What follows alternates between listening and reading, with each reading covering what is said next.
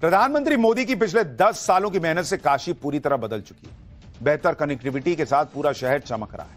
योगी सरकार के 8 साल पूरे होने पर मनाए जा रहे उत्सव में शामिल होने के लिए आज प्रधानमंत्री मोदी वाराणसी पहुंचे। हरियाणा, महाराष्ट्र और दिल्ली विधानसभा चुनाव में बीजेपी की ऐतिहासिक जीत और प्रयागराज में हुए दिव्य और भव्य महाकुंभ के बाद यह पीएम मोदी का पहला वाराणसी दौरा था।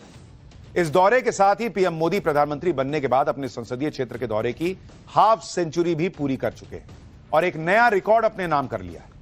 नरेंद्र मोदी ऐसे पहले प्रधानमंत्री बन गए हैं जिन्होंने अपने संसदीय क्षेत्र का 50 बार दौरा किया। बीजेपी का दावा है कि इससे पहले देश के प्रधानमंत्री रहे किसी भी नेता ने अपने संसदीय क्षेत्र का 50 बार दौरा नहीं किया।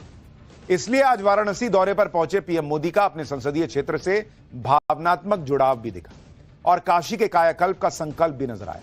पीएम मोदी के वाराणसी दौरे की एक झलक देखिए, फिर आपको सीएम योगी को लेकर अमित शाह के बाद अब पीएम मोदी ने क्या कहा, क्या इशारे में कह दिया जो अखिलेश यादव की परेशानी बढ़ा देगा, वो भी दिखाऊंगा।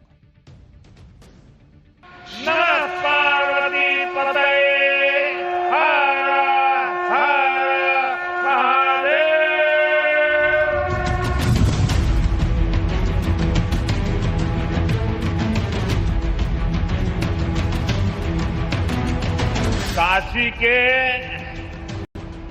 हमारे परिवार के लोगन के हमार प्रणाम। आज काशी सिर्फ पुरातन नहीं, मेरी काशी प्रगतिशील भी है।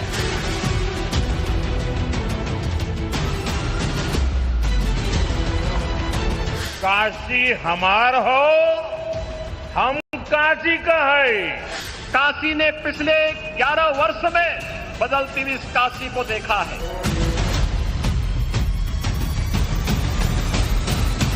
कि मुख्यमंत्री जी को साइडलाइन कर दिया गया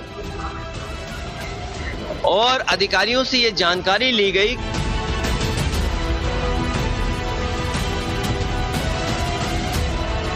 का सिद्धांत है परिवार का साथ, परिवार का विकास।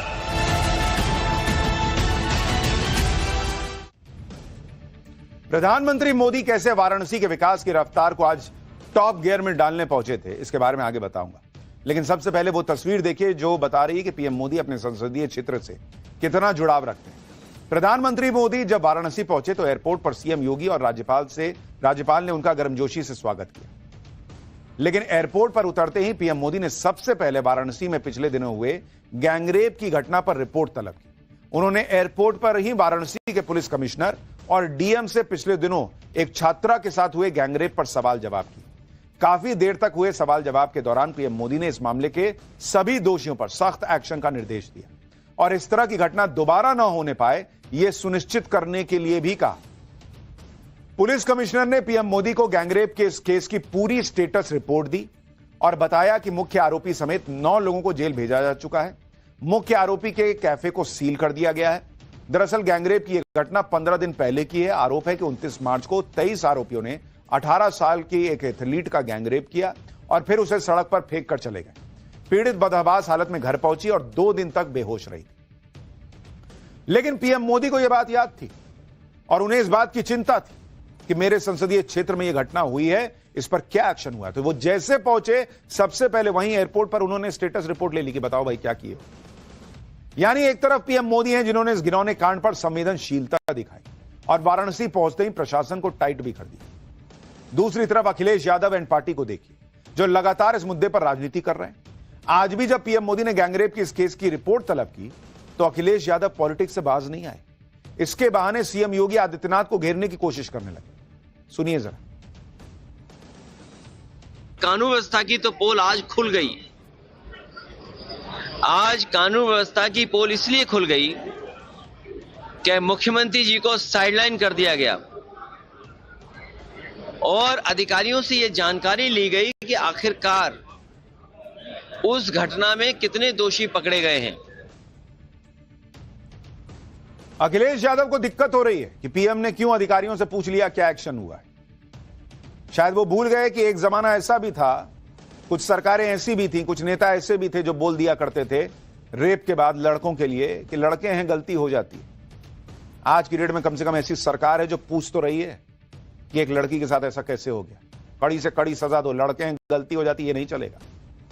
जो अखिलेश यादव सोते जागते केंद्र में पीएम मोदी और यूपी में सीएम योगी की डबल इंजन सरकार के पटरी से उतरने के सपने देख रहे हैं, उनके सारे सपने आज नरेंद्र मोदी के वाराणसी दौरे से टूटने लगे, क्योंकि आज पीएम मोदी के वाराणसी दौरे में सीएम योगी के साथ उनकी शानदार केमिस्ट्री फिर नजर आई।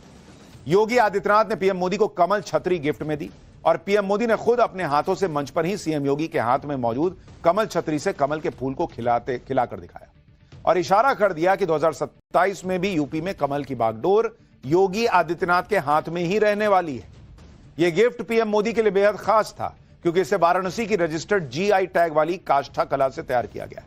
यह जीआई टैग क्या होता है, जिसमें पीएम मोदी की पहल पर यूपी नंबर 1 हो चुका है, यह भी आगे बताऊंगा। लेकिन पहले यह देखिए कि आज भी वाराणसी के विकास के लिए पीएम मोदी ने कैसे खजाना खोल दिया। पीएम मोदी ने वाराणसी को 3,884 करोड़ रुपए की 44 परियोजनाओं की सौगात दी। आज पीएम मोदी ने 1,629 करोड़ रुपए के 19 परियोजनाओं का उद्घाटन भी किया। इसमें जल जीवन मिशन से जुड़ी 345 करोड़ की 130 ग्रामीण पेयजल योजनाएं शामिल है। 50,000 घरों के 3,25,000 लोगों को पीने का साफ पानी मिल रहा है।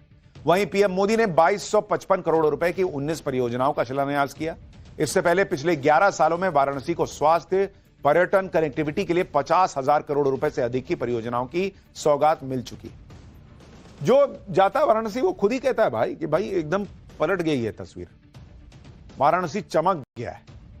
इंफ्रास्ट्रक्चर से जुड़ी ये परियोजनाएं वाराणसी को कनेक्टिविटी, शिक्षा, स्पोर्ट्स के मामले में देश के सबसे विकसित शहरों में लाकर खड़ा कर देंगे। साथ ही वाराणसी में कारोबार के भी नए पंख लगे।